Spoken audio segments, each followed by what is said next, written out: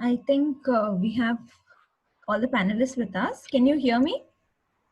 Yes. Yes. I think we can begin now. Yeah. Rohan ये तो मैं ये कर लगेल स्टार्ट वीडियो कर लगेल ना आता तो ऑफ है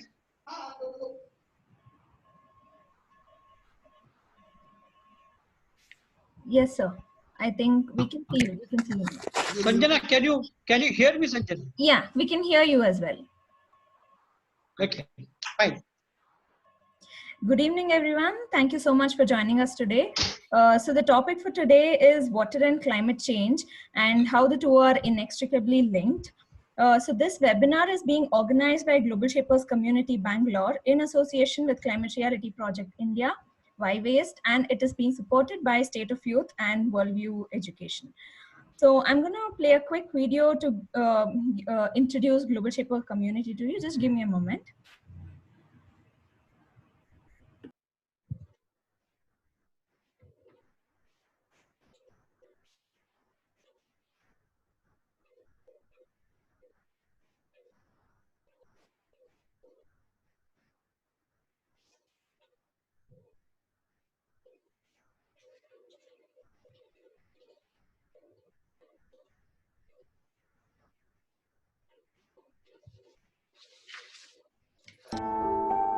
Imagine a group of very dynamic young people who are always thinking, how do we need to improve the world? How can we be the voice of our generation?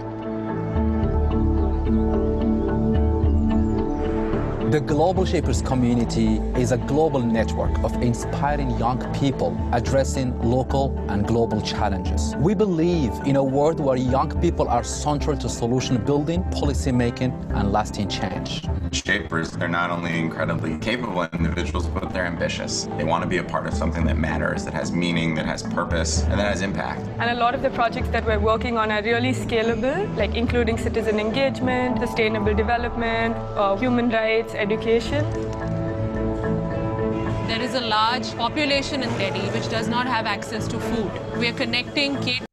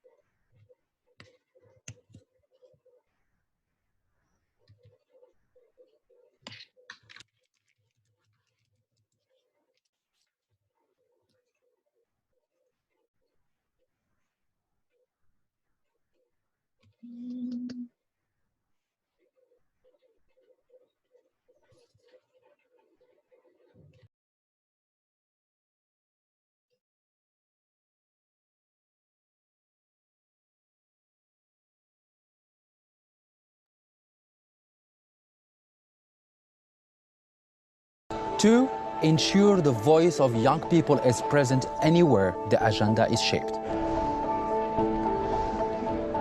The forum is bringing us all together and creating this momentum for us to actually make things happen. All the curators of all the hubs come together. They are really open and eager to learn. Being able to meet with our leaders, being able to be a part of policy making is really, really important to me because it really means that we are owning the future and we're taking it into our hands. You need three things to be a global shaper. You need to be in your 20s when you apply or are nominated. You need the right combination of your potential and your achievements. And you must commit to work with your peers to improve the state of your community.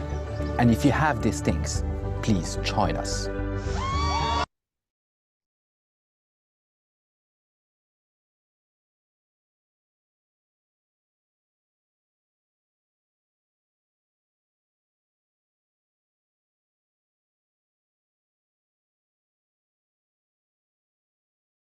Can you hear me now?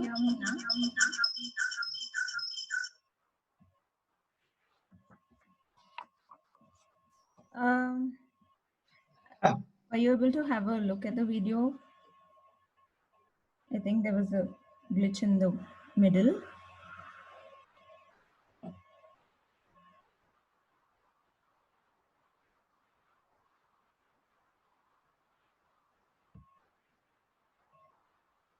Is it fine now? Is my audio fine now?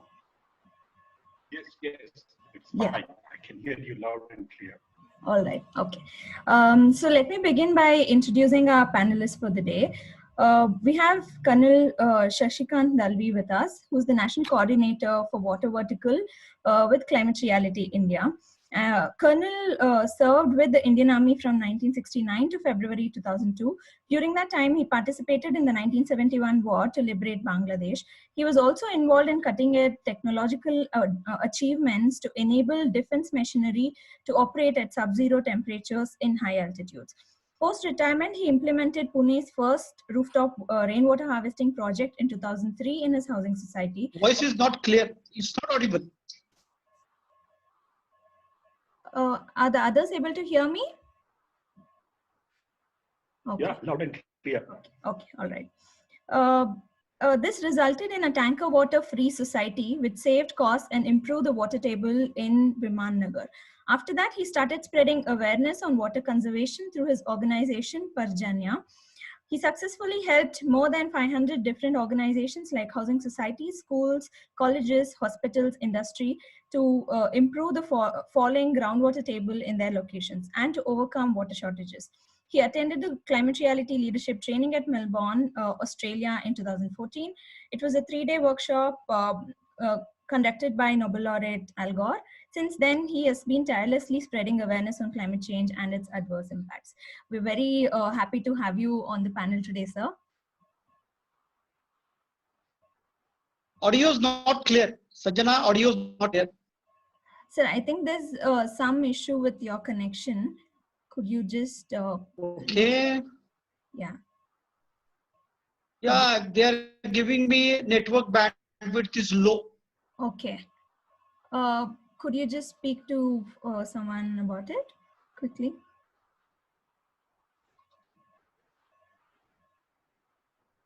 Yeah. Today's curfew, yeah, nobody can come in here. That's true, sir. Moving forward, I'd like to introduce Mr. Vishwanath S., famously known as the Zen Rain Man. Vishwanath sir holds a master in urban planning from CEPT Ahmedabad. The internet Zen Rain Man is an influential storyteller, writer, and educator on sustainable water and sanitation. Together with his wife, architect Chitra Vishwanath, he runs Biome Environmental Solutions, a firm specializing in ecological architecture, and Biome Trust, a non-profit that works on water conservation, management, and sustainable sanitation. Biome is recognized for its work with a wide range of groups, students, communities, volunteers, and informal labor groups such as farmers, plumbers, construction workers, and well diggers, the Bowie community. He's also the director of NBE NIE Mysore, advisor to Agyam Foundation and IndiaWaterPortal.com. He's also the founder of Rainwater Club and Secretary General of International Rainwater Catchment Systems Association. So it's a pleasure to have you today.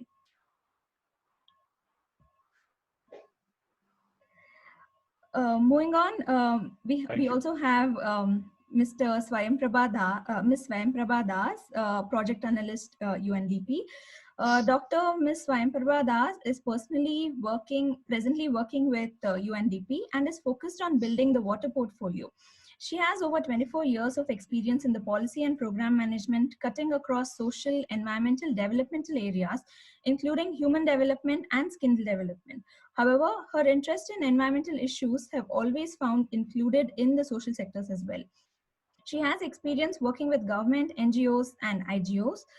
Presently, she is working on developing a multi-stakeholder partnership platform to focus on water conservation and management and gender mainstreaming in the water sector.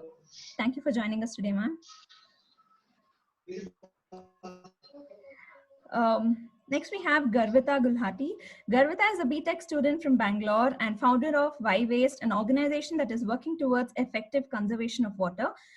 They are today India's largest youth-led organization working towards water conservation. The startup works with restaurants by helping them prevent wastage of water that is left behind in glasses through their viral glass half full movement, in addition to conducting workshops at schools, colleges, NGOs, and offices to raise awareness on water conservation. Beyond this, Garvita represents the voice of youth and works deeply towards involving more young people and in change making through her work with global organizations like Facebook, Ashoka, Google, and Global Changemakers, to name a few. Garvita is an Ashoka Young Changemaker, Global Changemaker, and Change.org fellow. She also sits on the board of State of Youth, a virtual nation for everyone below the age of 24, advocating for SDGs. Garvita, we're so happy that you're with us today.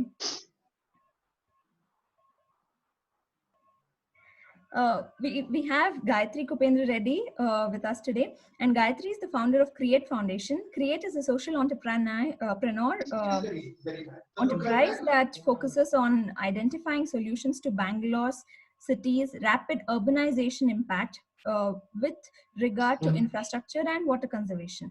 Kreate has been actively working on increasing community awareness towards the need for better urban planning and development.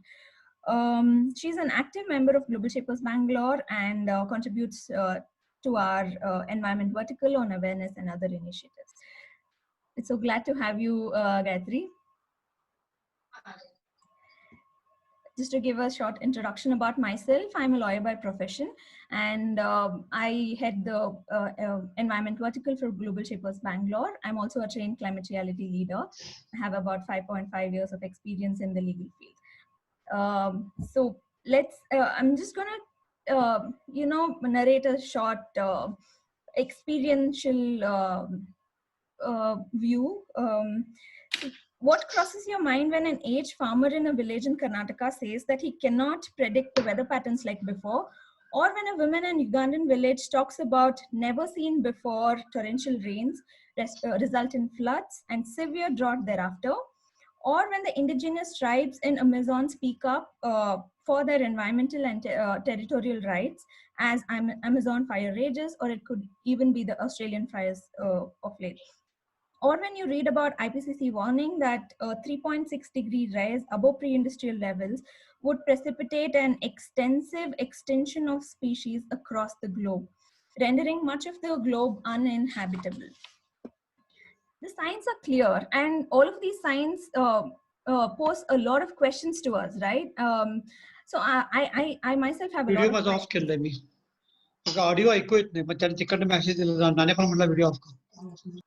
I myself have a lot of questions, and so without further ado, let me start with those questions to the panel. Water is the primary medium through which we can feel the effects of climate change for sure. So could one of you explain the impact of climate change on water and how the two are inextricably linked? In simple words, picking examples from local and relatable issues. Vishwanath sir, could you please start? Can you hear me? Yep. Sanjana, can you hear me? Yep. Yeah, we can hear you now, sir. Okay. Yeah. So any question for me? Sir, I just posted a question to Vishwanath sir. As soon as he finishes, you can take it up. So here's what's happening with climate change and global warming. As the temperatures rise, the ability of the atmosphere to hold water increases. You have a negative impact in terms of glaciers melting, the northern polar ice cap melting, sea level rising, but also you see that there's much more water vapor in the air, which means that with the changing wind pattern and with increasing humidity in the atmosphere, you get unseasonal rainfall. You exacerbate certain effects like, for example, the El Nino or La Nina. These are things still under study. What it does is it exacerbates climate variability. Rainfall patterns change, intensity of rainfall changes, the areas at which rain falls changes, and therefore we have to start to adjust to the new normal, as it's called. Continents like Australia have gone through a severe drought for 20 years. They have now recovered, but then they have been subjected to flooding, and you saw the big fires there.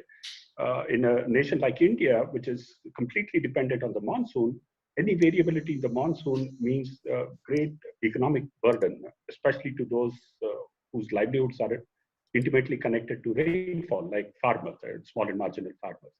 So that's what's happening in the big picture, and it's water, which is the medium through which we understand climate change almost immediately. The level of carbon in the atmosphere is not something that we perceive, but rainfall patterns we do, and with the changing monsoon, with the changing rainfall patterns and the intensity of rain, we know what it means, what climate change means to us.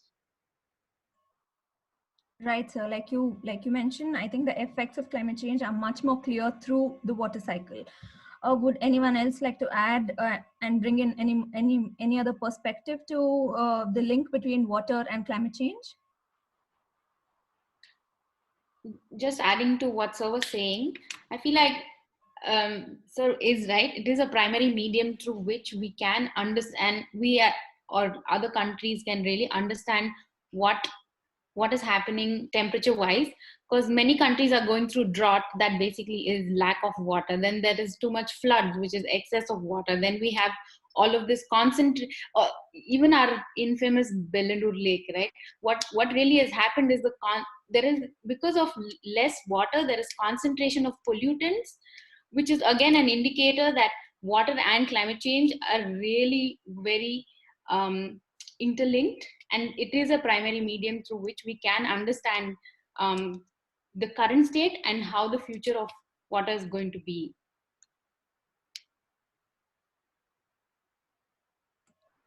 Right, Gayathri. Swayamprabha, do you have anything to add?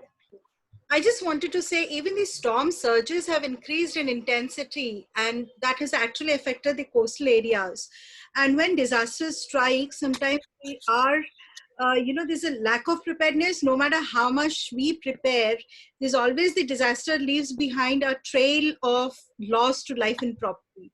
So probably these kind of frequency increases in the intensities and the frequency is something which is intrinsically linked to climate change and the temperature and the precipitations as well. So that's something that we are trying to be prepared for, but I don't know how far and how fast are we adapting to those changes. So it's not just about climate change adaptation, mitigations, but it is also changing our lifestyle that I feel is also very intricately linked with climate change issues. The food we eat, the water we drink are no longer the same. So even the air we breathe. So if you go back and see, I'm sure the pollutants are also kind of increasing or linked to climate change in many different ways. Thank you. True, Swayamprabha. Garvita, you said you wanted to add a few things to this. Yeah, so I just wanted to also highlight that every single part of the environment is so interrelated, and water in some form is actually a part of our community in everything that we see and everything that we do. You know, something as simple as your t-shirt takes almost 2,000 liters of water to manufacture. So water is everywhere around us. And, you know, kind of linking it to how it is related and how every single part of the environment being destructed actually leads to some other bit, you know, going wrong. So take, for example, deforestation. When you cut off trees, you loosen the soil. And now they cannot hold enough water, so you have lesser water going into the ground. And so there is all of these things that are very, very interrelated. And like Swayamprabha ma'am also mentioned that, you know, we all are seeing it happening in so many different places and in so many different ways. Every single part of it needs to kind of be understood, interrelated, and then we need to figure out where exactly the difference can, you know, be started to make.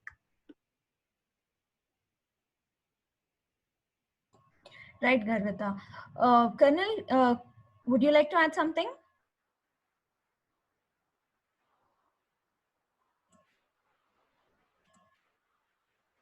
You can speak now. I've unmuted you.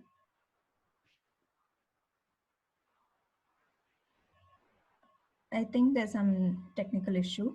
So like you all mentioned, I think it's very important that we understand the changes in water availability and how it will impact health and food security as well, while we are thinking of mitigation and adaptation strategies. and these have already proven because they've tended to trigger refugee dynamics and political instability as well. So in this regard, what are some of the nature-based or innovative solutions that are available to tackle climate and water crisis together? Can you hear me, Sanjana? Yes, sir, we can hear you. Were you able to hear the question? No, I haven't heard any question. I was not able to get clear audio.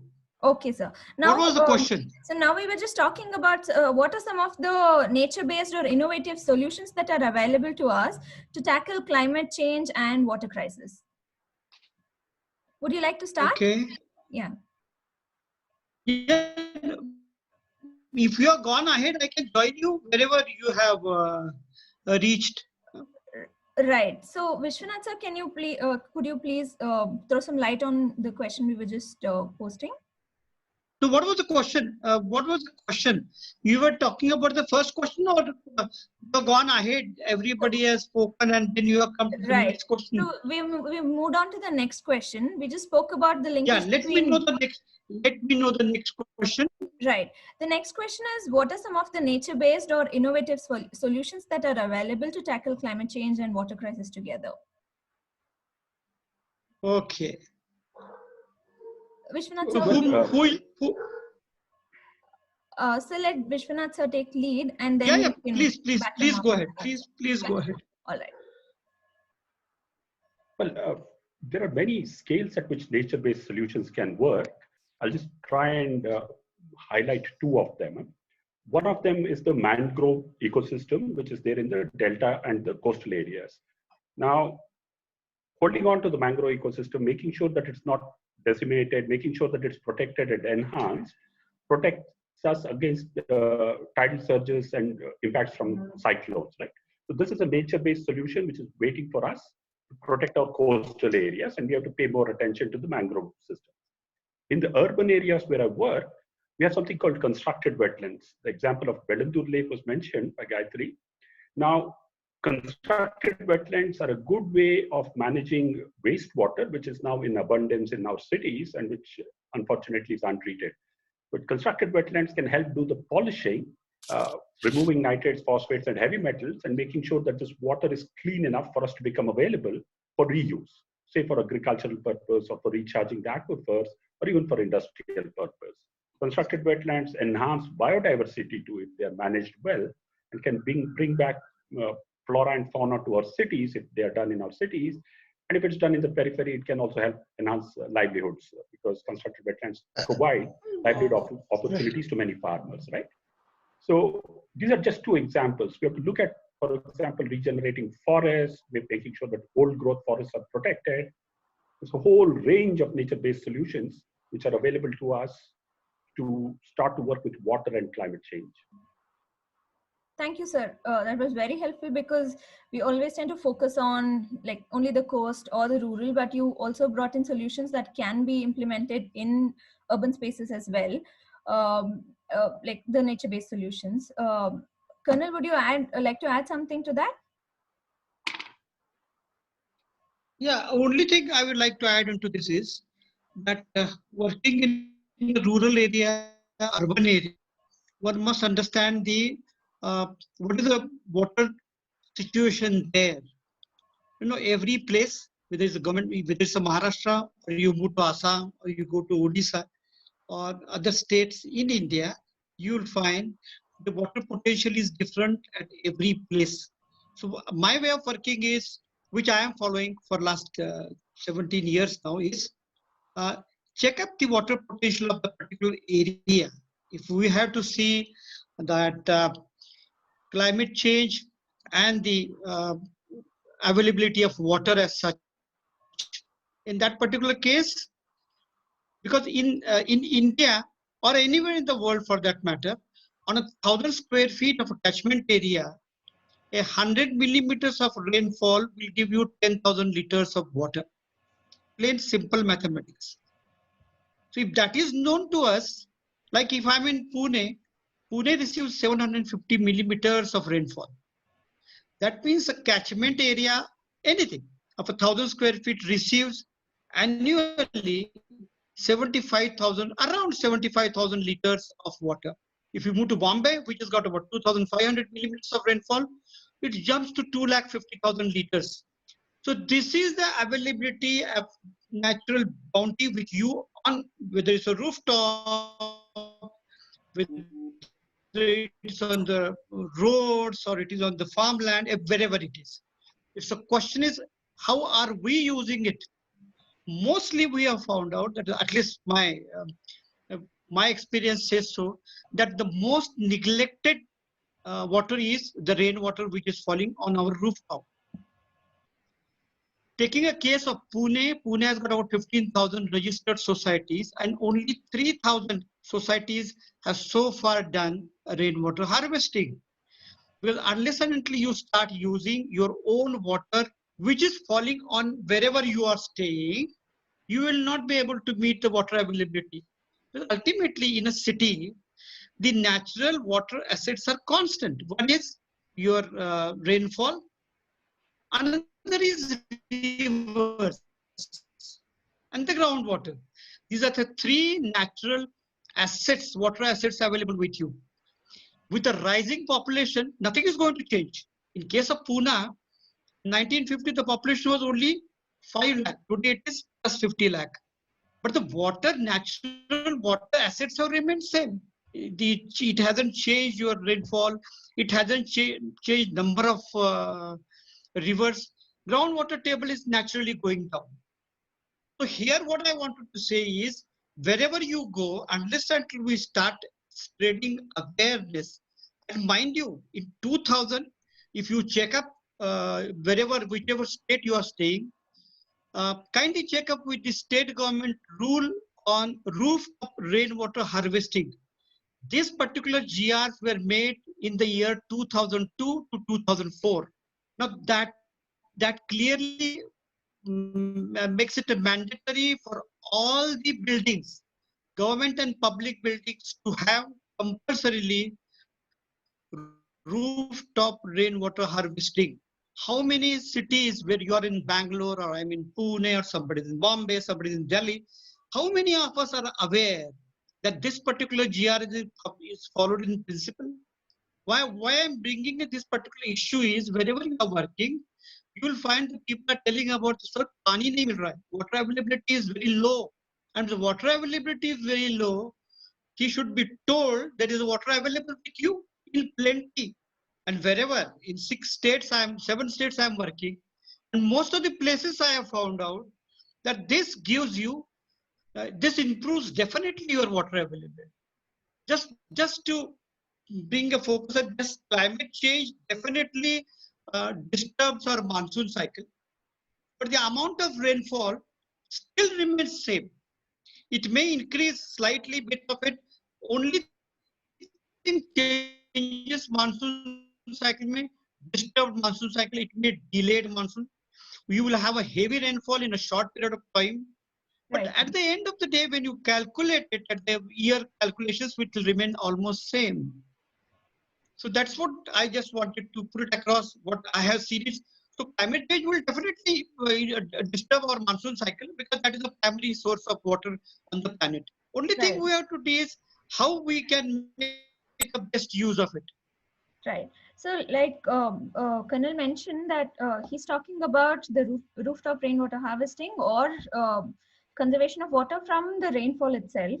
Alongside this, what could be some of the either like tested traditional methods for rainwater harvesting, or if that is one of the best methods or not? That's my question.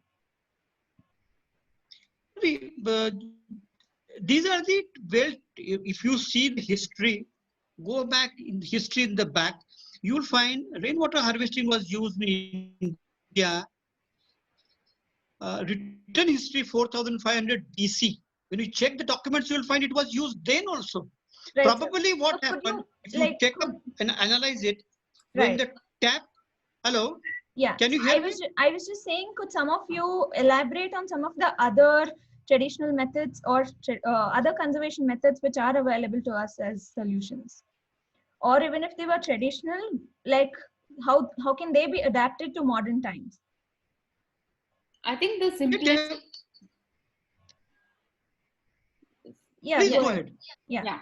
I think the simplest one, and I think the one that we always forget, is the preservation of our lakes, because those are really the most natural spaces that are defined for water conservation, and they are the largest spaces that are defined for percolation of groundwater. Now that we have so many disappearing lakes, I think let's understanding that, we have urban cities have to grow, make space for people coming in. We need to, in our town planning, define spaces where consciously make efforts in our urban planning to include more spaces where we can have, say, community spaces where we allow for percolation. Now in the city, in Bangalore especially, we are seeing a lot of white topping happening. White topping, IIC has released a report saying, oh, this will not allow for groundwater recharging. So what are we doing to sort of balance this out?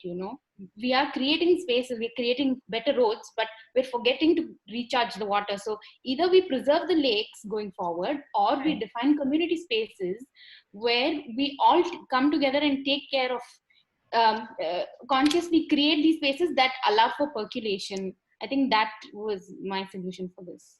Right, I think that was a very good point, that along with rooftop rainwater harvesting, there should be community ownership as well for the solutions that are available. So, Swayamprabha, would you like to throw some light on some of the innovative solutions that are available to us? I think I would like to look at the catchment areas, complementing what Vishwanath has already talked about, the mangroves. So the catchment areas are very critical. And as already Gayathri has mentioned, that we are encroaching upon all these green spaces. So probably that should be one of the major focus, that how do you hold on to your catchment areas? If there are no catchment areas, you probably won't be able to do much, be it a lot of water at one point in time, or the frequency different, or whatever. So I think what I would like to also say is rainwater harvesting is also a very important way of getting our groundwater recharged, especially in the urban areas. That apart, the springs in the mountains are also a source of water, and some of them have kind of dried up. Dhara Vikas in Sikkim has been a very successful spring water management project. So that could be one of the ways of tackling water issues, water woes in the mountainous regions. And UNDP has recently started working in Orissa, in the tribal districts, with Gram Vikas, where we are trying to harness the potential of the springs in that area. That's called the Thousand Springs Initiative, with the communities. So I feel that nature-based solutions with the communities, from conservation, management, governance perspective, would take us a longer way to tackle climate change and water woes. Be it agriculture, be it industry. So we first have to save our sources. So as we would say, from the source to the sea, so we would have multiple interjection points for trying out our nature-based solutions. Thank you. So I think when you spoke about the Thousand Springs Initiative, another very important thing is the focus on the vulnerable communities and those that are being left behind, right? So ensuring everyone has access to sustainable water and sanitation services is a critical climate change mitigation strategy for the years ahead. So how can we involve young people to take ownership of this? That's my question. Garvita, would you like to start with this? Yeah, sure. So Sanjana, first of all, to begin with, don't really understand how grave the issue actually is, and how interlinked it is. So of course, we're out there, we're fighting for climate change, we're fighting for the betterment of the planet, but a lot of people don't know the intricacies. So when I actually get to interact and meet with so many youth, they understand that they know that there's a problem and they want to solve it, but they don't know where to start. So a very simple solution for this that a lot of trees. But another thing is you can't just plant a tree in your backyard. Of course, that's going to be helpful. But at the same time, what we also need to do is build ecosystems, because when you uproot a forest, you're uprooting an entire ecosystem. Your trees are protecting you from air pollution. They are helping conserve groundwater, a lot of species, and every single thing is very interlinked. In fact, even right now, I happen to read a lot of articles on how the coronavirus and all of these other different problems that are happening in the world are actually because of climate change. And because we have destroyed the original ecosystem, humanity as such. So trying to involve youth more in those kind of solutions, which so we to a certain extent we also have limitations when we go out and work, because there's only a certain amount that we can do. So trying to build solutions where youth can be involved is amazing. And a really amazing youth-based solution that I happened to come across recently is how a bunch of young people are trying to convert cities into sponge cities, where so because we've covered the layer of our earth with concrete, water isn't really percolating, and at the same time the runoffs are leading to much higher levels of water pollution in the already existing water bodies. So this way, and I think Berlin in Germany is a really great example of a sponge city, where they're actually able to absorb all the water and send it back into the ground. And this is just one of those very simple solutions that is actually happening out there. And I think the second and the most important thing that young people can go out there and do is really tell people how they should judiciously use water on a daily basis itself. Each and every one of us, the quantity of water that we use can make a huge difference on this planet. We need to remember that we need to every day remember how privileged we are, and how there are actually people who are walking miles to just get a single drop of water. So I think trying to build that form of awareness, which I believe is there in the youth, but giving them solutions that they can implement right now will get them more involved in solution building. Right. This is Swayamprabha, like Garvita was saying, she was talking about what we could do in our capacity. Why do we as youth feel limited today? Do you think we are not represented enough, or do you think we're not involved in policy making enough? Are we not having the right powers? What do you think is the like some of the issues that young people are facing in getting more actively involved in solution building? I think the youth have very good ideas, but they do not have that space to actually implement it, try it. So if we, from the non-governmental sector, and also encouraging through the government sector, the Atal Innovation Missions, can we use all of these to kind of come up with ideas, youth voices? That would be a great platform. In fact, UNDP, we have just kind of initiated a Water Matters, a dialogue on water matters, Agenda 2030 platform. And that platform is open to anybody and everybody who would like to contribute, but with a very focused agenda. So that could be one way where we can get the voices in of the youth as well. And that has larger organizations also involved, which are into policy, program, grassroots.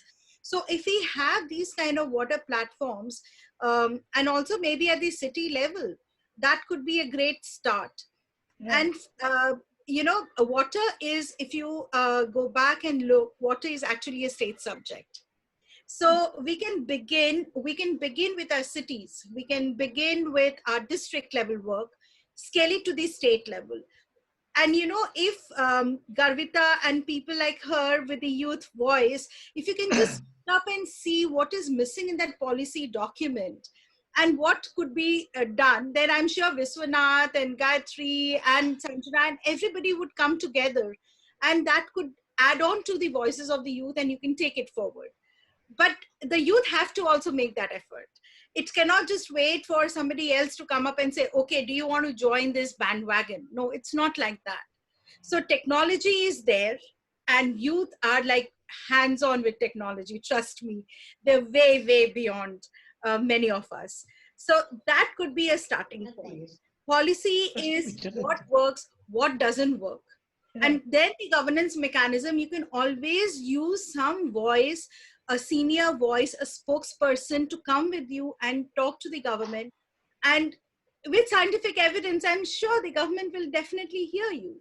And you can always have these little policy papers or briefing notes that, you know, you could work with other organizations who are working there. So it may not be a lone voice.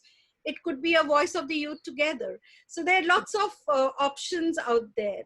You should, but I would suggest that one should just go to the field and experience before you start talking. Because sometimes we start talking in the air, but not till you see the reality, it doesn't hit you. And it's always lip service, and that doesn't take us anywhere. Right. So the youth should be working in the field, and there are lots of organizations who can give that opportunity. So first we need to build our own capacities, and then we start talking on the policy and governance. That will change the entire narrative. Right. And there are lots of platforms. There are lots of ways that we could do it with technology, and connectivity is not a problem. Right. But just to add, Swayamprabha, very often, you know, when we go out there as youth and we share, even if it's just a policy change, if we share our opinions, it's still, you know, recorded as something that a young person has said. And it might not be, you know, paid as much heed to as what someone as experienced as you people would say. So I think that gap still exists. And I also often experience it, but I think there is a mindset shift, and it's slowly happening. So hopefully, you know, with the help of people like you, it can grow better. Of course, and there are always local leaders and local champions who should be with you guys. And you should, you know, it's not about youth and us, you know, who have worked in the field. It's always a combination. We are also learning. So it's not like always the youth voice. And I'm sure, Vishwanath, you also agree that when we work, we always have young people giving us that energy and new ideas. So it's always a combination how it works. So don't lose hope. We are all there. Thank you. I don't feel too old myself, though I've been in the sector for 35 years. Yeah, sorry. I mean, I still consider myself a youth when it comes to the excitement that working in the water and wastewater sector offers. But I have another different perspective to what Garvita is bringing. Garvita is absolutely right that we must listen to the young people a lot more. We must listen to women a lot more and girls a lot more. And that's missing in policy spaces. It's usually old men who sit around there and talk away to and generate a lot of hot air, which adds to the global warming. But my experience of the field has also been different, Garvita, and I think you will agree, and Gayathri will also agree. I've seen a lot of young farmers dealing with climate change in a very practical way on their fields. I've seen fishermen grappling with the change in their lake water level and finding solutions. And these are all young people, right? I've seen young well diggers who understand what rainwater harvesting is about and how to put rainwater into the aquifer, and have become part of the Million Wells program that we've launched in Bangalore to dig 1 billion recharge wells. These are all young well diggers, right? We have a community of young people from rural areas and from not so privileged backgrounds who are already part of the solutions. I think the privileged youth have to start to get into a dialogue with the not so privileged solution seekers on the field, and then develop a partnership to push it to scale and push it to policy levels. I think that's where the solution lies. Yeah. Agreed, sir. Just adding quickly to what we're discussing, I think, you know, although our consumption patterns are fashioned over a long period of time and we all think that it's going to take longer to change them, I feel like when we look at things like water, right, the biggest thing that we always I think that we always forget to look at is the holistic picture of who are the other stakeholders that will get involved in it.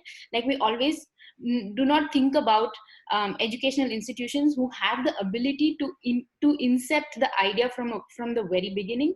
We don't think about the corporates because they have the ability to start a movement. You know, if Google did something, 100 other companies will start working on it. So again, similarly, individuals are working on furthering the cause. We also forget entrepreneurs and independent businesses who are small, but in a country like India are a large chunk of chunk in the ecosystem. So we always have to make plans that are inclusive. So the policy needs to involve and include all of the other stakeholders, and then it has to be a policy. I think that's the gap I find within the government and the system that exists right now. And it's not only exclusive to our country, but it's everywhere, I think.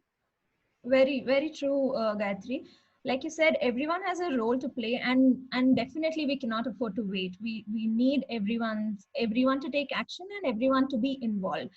So, like, moving further, can you like tell us what each one of us can do in our capacity to manage water better? What are the measures we can adopt in the short term and long term to conserve water, and also tackle climate change on the way? Is that me? Yeah, any one of you could start. Gayathri, you can start. Yeah, again, long term, the policy needs to think about it, because as individuals we can do a lot, but until the policy does not support us, right? Until the government does not get involved and does not get serious, then what we do is really not does not really meet its full 100% potential. So I think in the long term, the policies really need to get aligned with the individuals, and they need to get current, if that is a word I can use, because a lot of policies are made based on some previous data and world is changing at a much faster pace right now. So that policies are not keeping up with the time lapse that is happening right now. So that in the long term, I think that is my solution. But in the short term, of course, like we can do individually, we can do a lot, from fixing that tap to using less water when we wash our hands, and being more conscious on how we consume water, not only water, all the natural resources. I think that are my short-term, long-term solutions. Right, Garvita, what's your take on that? Yeah, so I agree with Gayathri on both, the short term and the long term as well, where we do need policies that would make a much larger difference. But there are also so many policies that are in place that are not being implemented properly, or that are not, being cared about because they're an environment related policy. So it does not become that important. Sorry, is Colonel saying something? No, go ahead. So we also kind of, as citizens, so there are obviously different aspects of the policy. Some we follow as citizens. Something very simple, that every apartment and every household that was constructed after a particular year needs to have a rainwater harvesting system. Are all the citizens actually following it? Then there are corporate related policies where you're not allowed to let water run off in particular your waste run off in particular water bodies. Are all of them actually following it? Are people actually keeping a check? And personally speaking, in terms of rainwater harvesting being implemented in every home that's now being constructed, I'm very sure that it's not under check, because I actually know people who have recently constructed houses and they don't have the rainwater harvesting systems. So one obviously is to kind of make sure that the already existing policies also start being implemented, would be also a very important step to take. Additionally, there's a lot happening, encouraging people to come up with solutions, helping them build it, giving them the funding to do it, etc. So I think that all of that is definitely happening. And yes, again, on the short term, very similar to our pledge of today, anyone and everyone, if you can just pick up that one change that you want to bring about in your life, it can make a huge difference on the long run. And then finally, educating people about the crisis and how they can play a role is also very important, because as we grow up in school, we learn about so many different things, but often we forget to learn how we can also, do our part and help the planet. So involving young kids in schools from a very, very young age, in fact, into learning, developing, and understanding problems around them will, definitely. So like even Vishwanath sir said earlier, that youth have a lot of amazing ideas, and these ideas get sparked better when we're taught from a very young age, because that's when our minds are curious and inquisitive and rational, like more than they are when we get older. So that can really spark some interesting and creative solutions, I believe. So yeah, that's another thing I think that should be done more intensively. Vishwanath sir, what do you think are the solutions where everyone can get involved and solve this crisis? Well, one of the things to understand is that water is a political subject first, and then it's a technical subject or any other issue. And water is about universal rights, right? Water is a human right as much as sanitation is a human right. So I think for the young people, we need to become what I would call water literate. Understand what are the social and political dimensions of water. Why is there injustice? Why is there inequity? Why is there an ecological illiteracy, which is widely prevalent in governance? Why do we take crazy decisions which destroy the environment in the name of development? This sort of contradiction between environment and development. Why is that happening? A lot of work has happened on that, but I think the young people have to become way, way more politically active. There is a space for advocacy. There's a space for building narratives which will influence policy. Policy is not written in vacuum. It comes from the narrative which is in the media, which a lot of people are voicing out, right? So try and do that. Try and become water literate, and then try and spread the message of water literacy to as much of the community as is possible. The two big challenges before us in the water world, one is foremost the social challenge, that a lot of people do not have access to water, do not have access to sanitation. The second is the ecological challenge. Both cannot function without the other. The ecological challenge has also to be addressed, but it has to be addressed with a social perspective in mind. Some water for all, not all water for some. Let's reduce inequities. These are the kind of challenges which the young should pick up and should start to address at scale, and therefore become water literate. Right, sir. Swayamprabha, would you like to add something to that? Yeah. Actually, I would just pick up where Vishwanath just stopped. I said water also has economic value. So it's not just looking at from the social and the environmental aspects of it, but it has a very high economic value. The earlier we understand that, the better we would be. So every drop saved is every drop of future that we are saving. So if we look at it from an economic perspective, probably it would make more sense to a lot of us. And SDG 13, which is on climate change, and SDG 6 are intricately linked. And that is also linked to human development. So as you rightly said, it's access, it's quality, it's quantity. It is also health and education that's linked. And climate change is also linked to your health aspects very clearly. And water plays a very critical role when we are talking about health issues. And safe hands, washing hands has been the narrative over the past few days, which shows how important water is to our daily life. But then being responsible on how much and how far we use it and how much we waste. What actually makes me ponder is that the amount of extractions that we are doing, the amount of water that flows down our drain, we are not actually accounting for it. So water budgeting accounting, from my thinking, would be one of the first ways to move forward to see how much water per capita we are using, urban versus rural, women, children, disabled. We are not talking about disabled people when we talk water, which is should be the narrative. There's huge lot of migrations that happening because of climate change and water. Are we taking that into our narrative? We must, because these are the social changes that's happening, which has an economic impact, not just environmental impact. So if we look at it from all of these perspectives, a holistic view of water in the center would help us build for policies and programs better. And that provides us for opportunities to come together and work as one and leave no one behind that we've been talking about, has been one of the crux of the Agenda 2030 and all. So probably we should be able to move faster. And SDG 6 actually is the way we are going. We will never fulfill our targets and goals in that SDG, unfortunately. So a convergence attitude at the policy level, talking between the ministries. So water may be with, say, at the central government with the Jal Shakti, but environment is also water.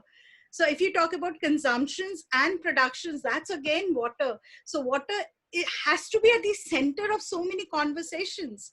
So if we can put water at the center of conversations, then probably we would see that we are able to manage our water better and not just talk about water distress, but we would talk about water governance.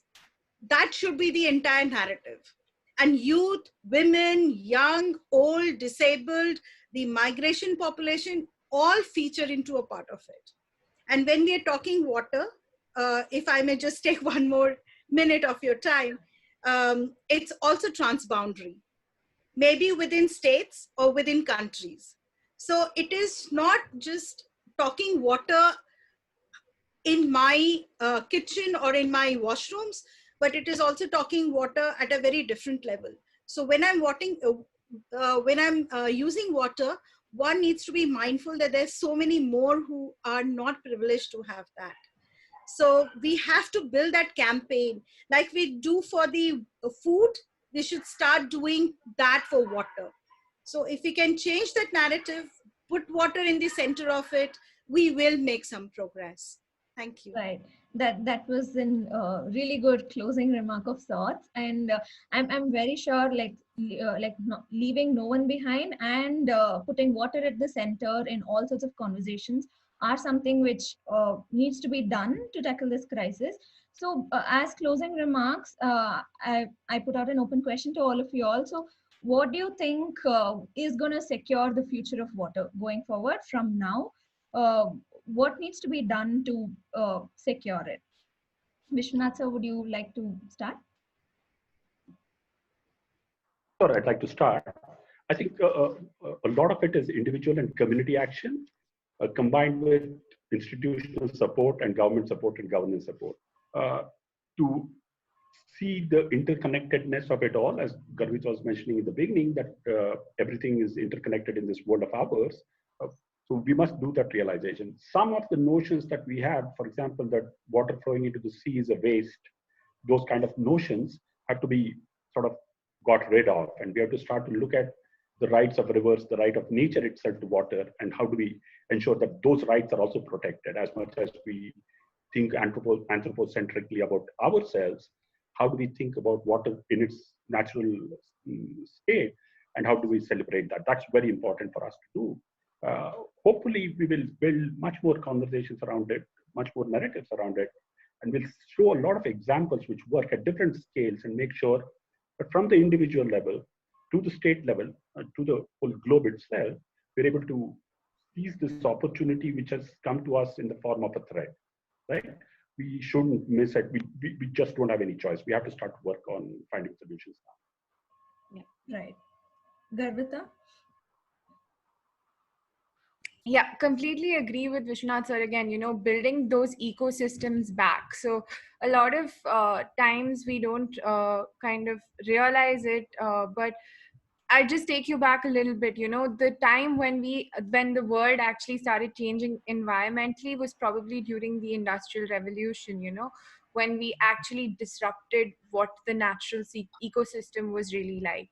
And bringing back that trying to live our lives more holistically with the environment is, I think, definitely important. And I think the second thing would be participation of all, where every single person is a part of this movement, every institution, from wherever you come and whatever you do, because each and every one of us seem to be affected in a different way, but there are still some people who are more affected than others. And obviously then it is our duty as people who have the capacity to help them to do that again. So participation by all is, I think, the other very, very important thing for us to, kind of do. And lastly, I wanted to just build on the point that Swayamprabha ma'am said about, the economic aspect of it. Sometimes, there's that whole debate of economy versus ecology. But I think there can be a balance that is struck between both. And I think we need to find innovative ways to strike that balance, because we need obviously an economy as well, but at the same time we need to conserve our ecology. And I'm sure that we all together can find some solution for it. So working towards that should be the next step too.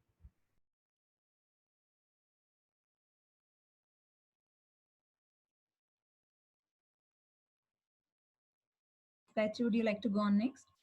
Yeah, I think my point of view is a little bit on consciousness. I think just by now we're gonna start summer in India, right?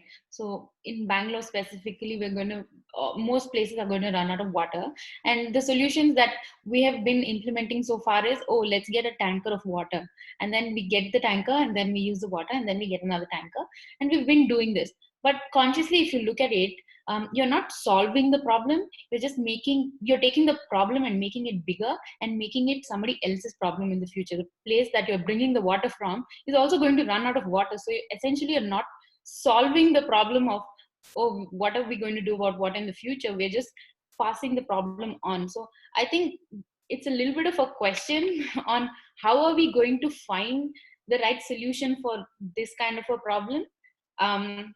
And how are we going to be conscious about it? This is something that I wanted to add to this. Right. So Colonel also has sent his closing remarks. He unfortunately had to log out because his connection was not stable. So he talks about 3 R's and 1 C, which are prime to tide over the water crisis. One is recharge, collect every drop of rainwater from catchment areas like rooftop to recharge depleting groundwater table using rainwater harvesting methods. Second one is recycle grey water. I think we had a lot of questions from the audience regarding grey water. From daily water supply of 135 liters per person, around 65 liters get converted into grey water. So this is something which he says that should be channelized. And the third one is reuse, recycle grey water for flushing and gardening purpose. And the fourth one, the C, is the conservation, conserve every drop of water supplied. And the above practices will help improve water availability is what his comments are. We've had a lot of questions in the sign up form itself.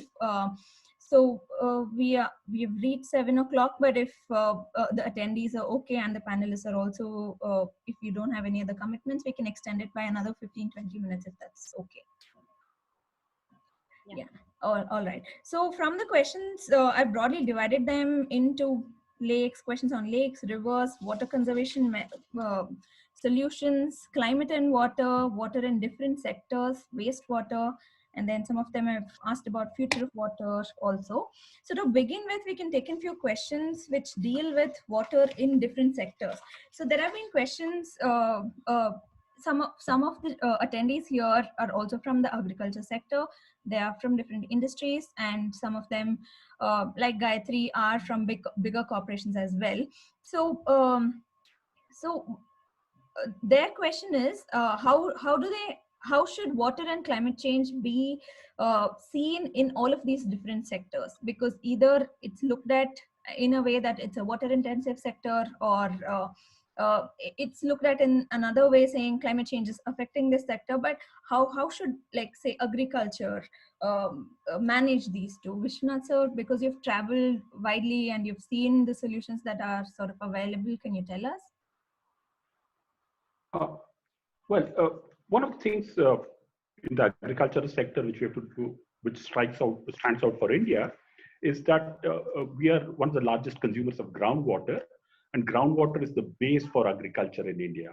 As much as dams and reservoirs provide water, but it's groundwater actually which provides perhaps 65% of agricultural water use, right? We also to realize in agriculture that it's only 3 crops which consume about roughly 70 to 80% of the water: rice, wheat, and sugarcane. So we must develop strategies by which the livelihoods of farmers are protected, their income is protected, but at the same time we make the right choice with the crops. The solution for better water management in agriculture does not lie in water alone, it lies mostly in crop choices we make. And crop choices are affected by many things, including purchase minimum support price, the kind of food that we in the urban areas try and eat, the export policies that work on it. So we have to bring coherence between food policy and the water policy for agriculture to become sustainable in water use.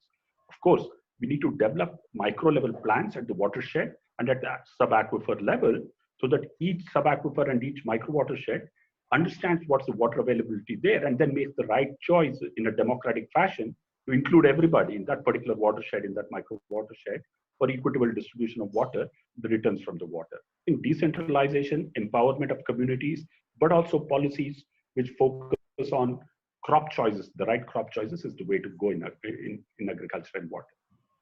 Right. Garvita, you said you had something to add to this. Yeah, I actually wanted to pick up from what Vishwanath sir said, because I had something to, follow that. So what he talks about crop choices, wheat and rice are 2 of the maximum water consuming crops that we have. And there are crops like, millets and legumes that conserve a lot less water to not only produce, but also to cook, moving forward. And obviously they have a bunch of health benefits as well.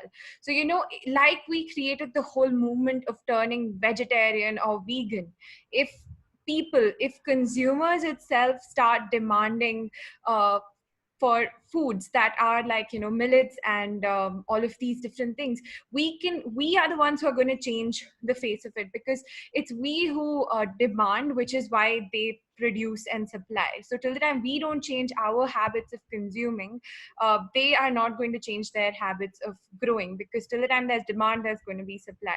And again, quickly just talking about the groundwater. So in India, we have 22 million bore wells, out of which most are depleting are almost over. And in comparison to the US, that has only 1 million, and China that has only 2 million. So we're practically mining groundwater, and I say mining because we're not replenishing it in any way at all. So that is again affecting our farmers in a very big way, because they are very, very dependent on groundwater. So again, we as consumers, if we change our habits, our eating patterns, our different habits, these industries are not going to be able to change their habits. So something that comes very easy to my mind is, like we did the movement of let's turn vegetarian, let's turn vegan, let's switch to crops that consume much lesser water. That was a very good point, Garvita. Gayathri, can you throw some light on what businesses can do, like large corporations can do in conserving water, and how can they bring in responsibility in water management? Yeah, I think the pattern that we've been seeing is that large corporations are always penalized, irrespective of whatever industry that they're from. They're always penalized and targeted because of who they are and the size that they are and the sheer revenue that they make. I think what we need to do broadly is to incentivize it for not only large corporations, but for every stakeholder that comes into the community, that is a part of this ecosystem. There has to be a method of incentivizing it. Instead of saying you've consumed more water and here's a bill or like here's a penalty for you, you say, hey, you've consumed lesser water than you thought or than you projected, and then you incentivize that. And you know how Yeah, so I think that's a big thing for me, where instead of punishing somebody, how can you turn it around and make it a more positive reinforcement of sorts? Right. Yeah. Swayamprabha, would you like to throw some light on this? I actually wanted to touch upon the agriculture bit first. Sure, please. You know, agriculture, water is also linked to energy usage. So if you provide free electricity, how far and how much can you stop water extractions? So that is something that has been addressed by, I think, the government of Punjab, and they have started billing the electricity usage in agriculture and for water, basically. So these kind of, I agree with Gayathri when we say that it should be incentivized rather than subsidies. I agree with that. And that could be a way forward on that. And also the kind of water that we're talking about, the quality of water, especially when we are talking about the kind of pesticides or insecticides that we're using, and it's leaking into the soil and into the water. That also needs to be addressed with the cropping pattern, the less water intense used cropping systems, the locally available and the forgotten millets kind of a thing. So it's a holistic approach.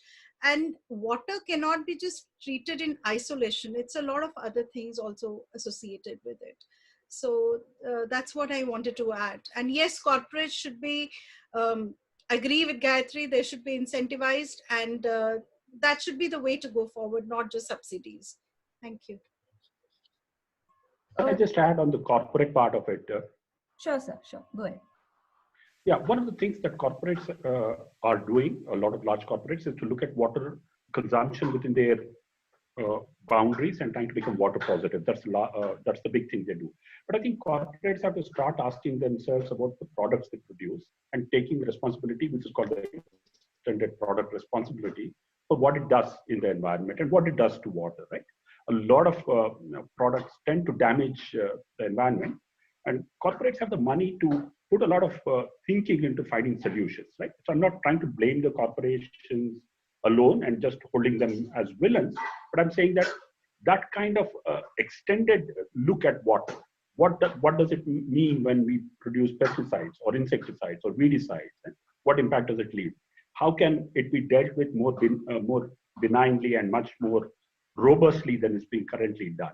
Pollution has a significantly greater impact on the fresh water available than just the mere harvesting of water or the management of water in the production itself, right? So when we look at the whole life cycle cost of a product and its impact on water, then we'll find better solutions for the future. Can I quickly add something? Sure. I was reading on virtual water, which actually caught my eyes, that the kind of agricultural product that is being exported, we see it in tons, but actually we do not see as to how much of water it takes to cultivate those tons of crops.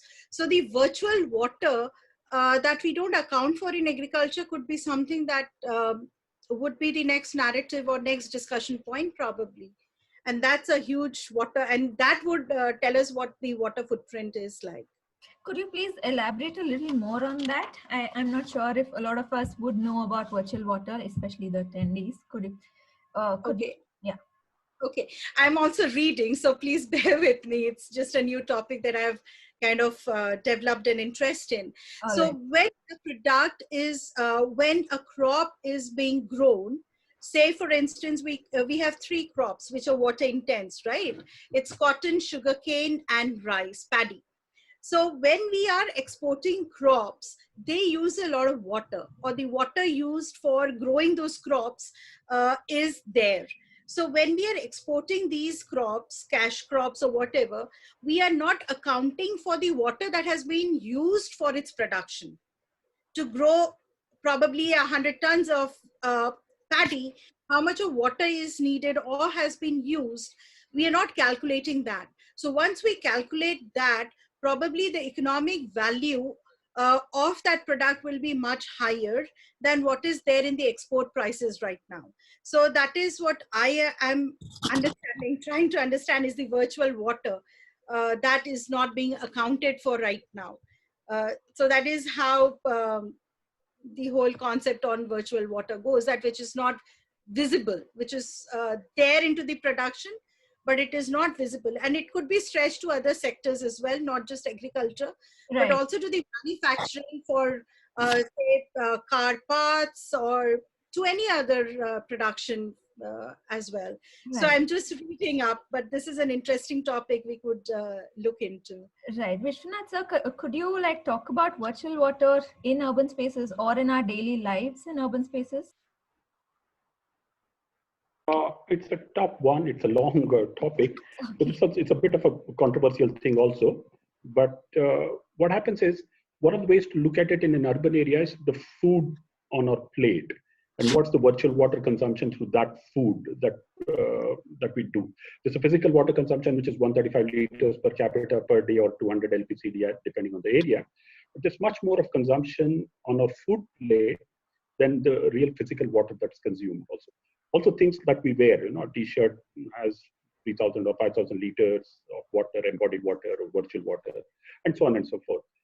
It's a slightly more complex way of calculating water, but it is true that in many parts of the world, from water scarce areas, we are taking out water in the form of virtual water to water rich areas, which is quite a conundrum in itself. In some way, we'll have to start to tweak policies to make sure that that does not happen and that there's a redressal of the balance itself. Right, so Garvita, you had something to add to that? Yeah, so again, expanding a little bit more on virtual water, and I think I mentioned it in the beginning as well, that to manufacture a single t-shirt, it takes like 2,000 liters of water. So it's all of that water that gets used up in the process. And I think someone even asked a question about about an omnivorous diet, is it more sustainable, is a vegetarian diet more sustainable, and how do you save water? So to manufacture a single burger, a meat burger, it's almost 750 liters of water. And another very interesting fact is a single toilet tissue paper, which we see so many people around the world currently fighting for. A single piece of toilet tissue paper takes almost 15 liters to manufacture just that one piece. And we're cutting millions of trees and we literally just flush those down the toilet. It's like every day when you use toilet paper, you're in your lifetime, you would be flushing an entire forest down the drain. And just some more numbers. Your car takes almost 30,000 liters of water to manufacture. So there are really big numbers like this, and every single thing around us has a water tag or a water price, as you might call it. And the only thing that can possibly tackle this is to reduce consumerism and to only use as much as you need, and to realize those things. Something as simple as using water in the washroom instead of using tissue papers can make so much of a difference. So yeah. I think this was something which a lot of them would have been benefited from, because this is not so well spoken about and there's not enough research around it. And also the product manufacturers or product makers don't sort of account for all of these. Neither do the governments check for all of these. Or even during budgeting, there was some attendee asking a question, how should a water budgeting be done, and if all of this is accounted in, that is something again which we'll also have to look at, right? So in all of this, we have another interesting question. So people have been asking us if there is any new technology or innovative method to recycle the used water at community level. Because they know that you want me to go on? Yes, sir. Please go ahead. Yeah, we've got a whole range of technologies. If we look at Bangalore city alone, even untreated wastewater is being reused by farmers, right? There's a health risk to that, but a lot of work can be done to mitigate the health risk and the environmental risk with untreated wastewater alone, right? So, for example, you can grow non-edible crops. You can make sure that the water is put through drip irrigation systems so that the farm workers are not affected. So that's one end of the spectrum. To the other end of the spectrum, there's a gated community called TZ near Vartur, which actually treats its wastewater to such an extent that it blends it with groundwater and drinks it. This is the first example of its kind in the whole of India, where a community itself has made the choice to treat its own wastewater and make sure that it is good for drinking purpose, right? And in between, there are many other technologies. So you can now, for example, treat wastewater and send it into agricultural areas for its agricultural use, because wastewater has a lot of nutrients in it, nitrogen, phosphate, potash, and a lot of micronutrients. These are all, from a health risk point of view, things have to be very carefully done, and standards and monitoring has to be done very carefully. But these are the new ways that things are going to happen. There's a beautiful wastewater treatment plant in Kupendra, which has been running for the last 11 years, which treats 4 million liters of water, of wastewater, and converts it actually to drinking water standard. But it's used for irrigation purpose, right? So there are various methods, and there are biological methods, simple methods, which one can use at a household level to community levels, where treated wastewater can be reused for landscaping, gardening, toilet flushing, to actually drinking. And that will be the brave new future for us, I'm sure. Right. So is there any resource where people can access all of these solutions? Would all of these be there in Bangalore Urban Waters? Well, we have bengaluru.urbanwaters.in as a website where we are trying to put everything in public domain. Right. One good resource group is something called Susanna.org, Sustainable Sanitation Alliance, Susanna.org. That's a very good website. Chat box so that people who are in I will do that. I will do that. I will put both the websites on the chat box so people can take a look at more of the references. Right. So, Swayamprabha, you can also leave the platform you were talking about, like the UNDP platform for youth. I think many of them would like to have a look at that.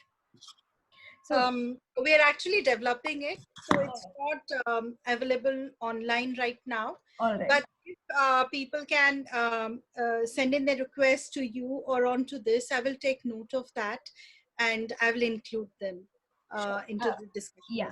As a follow-up to this, when we send out our mails, if there is any response from the attendees, I will connect them.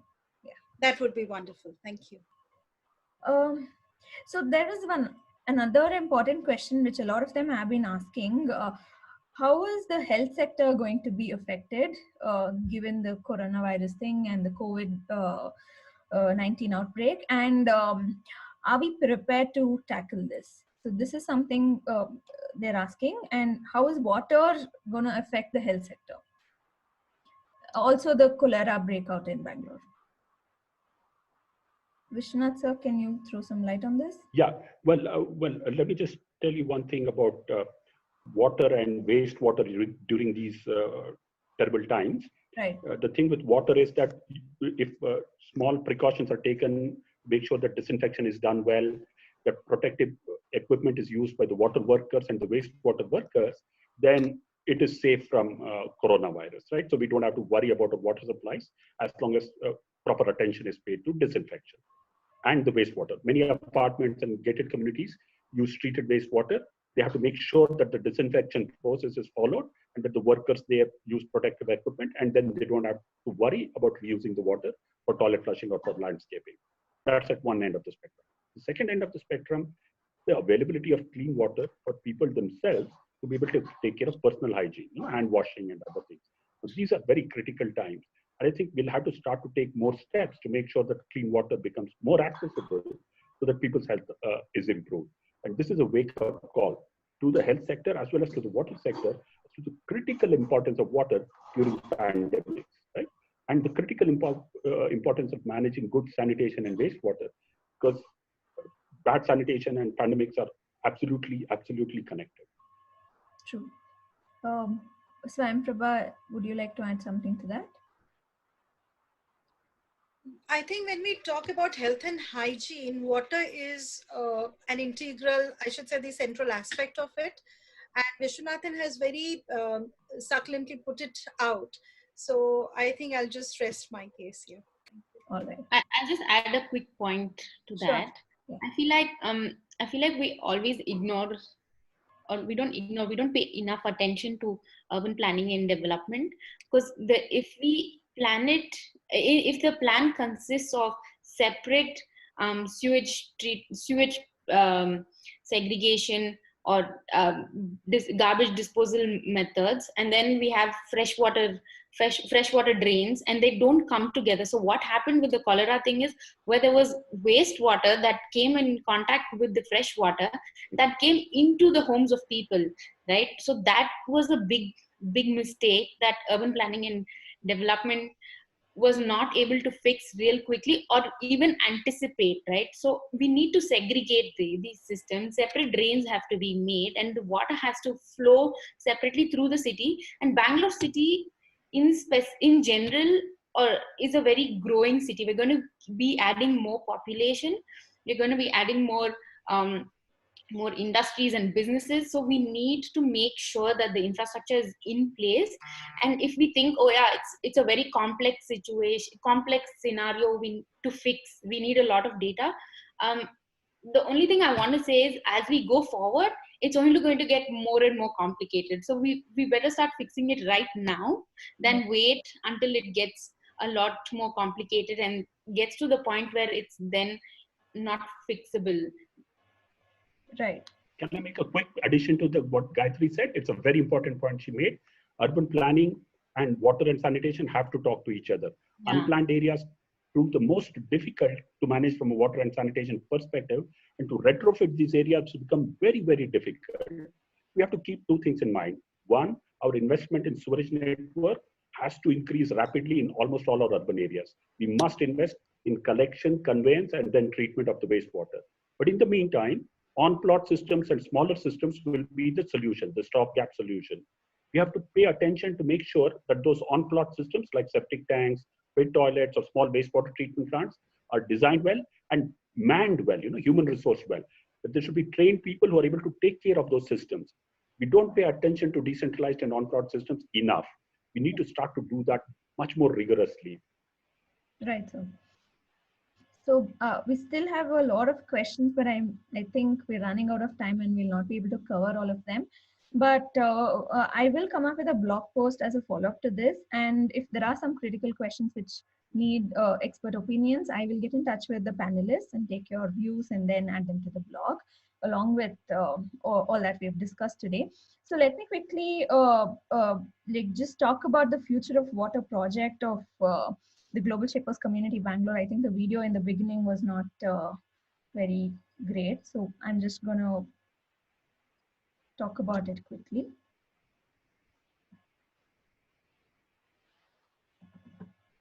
So are you able to see the PPT? Yes. Yeah. So who are Global Shapers Community Bangalore?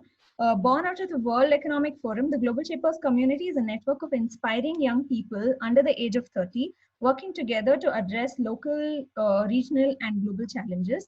With more than 10,000 members, the Global Shaper community spans 410 city-based hubs in 171 countries. In each city, teams of Shapers self-organize to create projects that address the needs of their community. The Bengaluru hub focuses on education, environment, mental health, sustainable fashion, and future of work. Just to throw some light on the Future of Work project, we've been creating awareness about conservation of water through events at universities like PS and lakes such as Agra Lake. We've created awareness by sending out letters to public through partnerships with leading food and delivery partners such as Uber Eats, and we've also been conducting workshops and hands-on activities during our previous Connect for Climate event at the Prytech Park, and supporting and encouraging entrepreneurs like Y-Waste, like Garvita, and farmland rainwater harvesting system, Rainy Filters, smarter homes technology, water on meters, by giving them platforms to showcase their solutions during our events. So this is what the Future of Water project is all about, and these are some of the initiatives we have done over the past year. We have very ambitious goals, and to talk about some of the other projects we have, one of it is Call for Earth, which deals with climate change, and the Kasa Story, an initiative to rewrite the narrative of Bangalore's waste management, and the Global Digital March for Voice for the Planet. These are some of the environmental projects we run in the Global Shapers Community Bangalore, and we are very open to any sort of collaborations which any of the attendees would be interested in. We will shortly be starting our on-ground activities, and I think due to the coronavirus outbreak, there has been a break, but today we have been successfully able to host the webinar on World Water Day, even though all our physical events got cancelled. So I think we need to credit ourselves to that. And our partner organizations are Y Waste. Garvita, would you like to talk about Y Waste a little bit? Yeah, sure. So what we primarily started out with working on was at restaurants. So when I came across this piece of information that 14 million liters of water gets wasted every year simply in the water that we leave behind in glasses at restaurants, I was shocked at the fact that, you know, such a small amount can lead to such a huge impact and so much water getting wasted. So I decided to take action, and that's how we, you know, formed by waste, and we built it. And today we're across almost 1 lakh restaurants in India, and we're now also building chapters internationally through, you know, some really wonderful organizations and partners. And you know, beyond that, our basic goal is to educate people and also tell them and come up with really simple ideas that can help change the way people think about this resource, the way people use this resource. And I think finally our aim is, you know, that at the end of every single day you ask yourself, how much water was I able to save today? And we have like an array of initiatives that we do, and I'll probably just leave my email ID here in case anyone has more questions to not take up too much time. Right. So another organization we are partnered with is Climate Reality Project India. Climate Reality Project is an organization started by Vice President Al Gore in the United Nations, and CRP India is the India chapter of Climate Reality Project. And we have a few announcements. I'm also a trained climate reality leader, like I mentioned before. So going forward, the Climate Reality Project India is going to have training sessions depending on the interest of attendees from across India, for rainwater, for training them in rainwater harvesting and other innovative solutions that are available. So if any of you are interested, please get in touch with me, and I'll also put a word to you when we're going to have these sessions in future. This was one of the announcements, and I wholeheartedly thank all the panelists and attendees for joining us today. I think it was a great way to celebrate World Water Day and explore all the kind of solutions that are available. And then I think it's a very wonderful day to put water as at the center of all the conversations and at the center of solutions. And I'm sure we all have some amount of knowledge today to take away to start working on mitigation and adaptation strategies to tackle climate change, as well as manage water better in this regard. So I'm thanks to all of you all for joining in. I'm shortly going to end the call. Is there anything else anyone would like to add? Thank you. Thank No, you. Thank you very much. Thanks a ton for joining in today. Thank you for scheduling such a wonderful session. Thank you so much. It was a pleasure to be with the other panelists. Right. Thank you. Thank Also, you. Sanjana, do you just want to quickly talk about the pledge? Yeah. Go ahead. Tell him. Oh, okay. I thought you. Okay. So, along with Global Shapers, so YVs and Global Shapers have a long connection. We've been working together on water projects since last year. We hosted World Water Day last year as well, and it was a huge success. And we really wanted to do a lot of things this year too, but you know, because of everything every day, we were just, you know, canceling one new thing. So this finally worked out, and we're very glad that all of you could be here. Right now we're also running a pledge which you can find on the Instagram pages of both Global Shapers Bangalore as well as Y Waste. Sanjana, you can just leave both the Instagram handles on the chat if possible. And yeah, and it's been really lovely to have everyone, and I hope all of you stay safe and save resources around you. Just a second. I'm just adding in the thing, and please take the pledge and tag 3 more people in your contact so that they also take the pledge, and keep let's keep this rolling at least till the end of today. Yeah, Garvita has added ywaste.org. So the pledge is live on both of our social media handles, so you will be able to find it there. Thanks a lot. Stay safe and have a very good night. Thank you all. Bye-bye.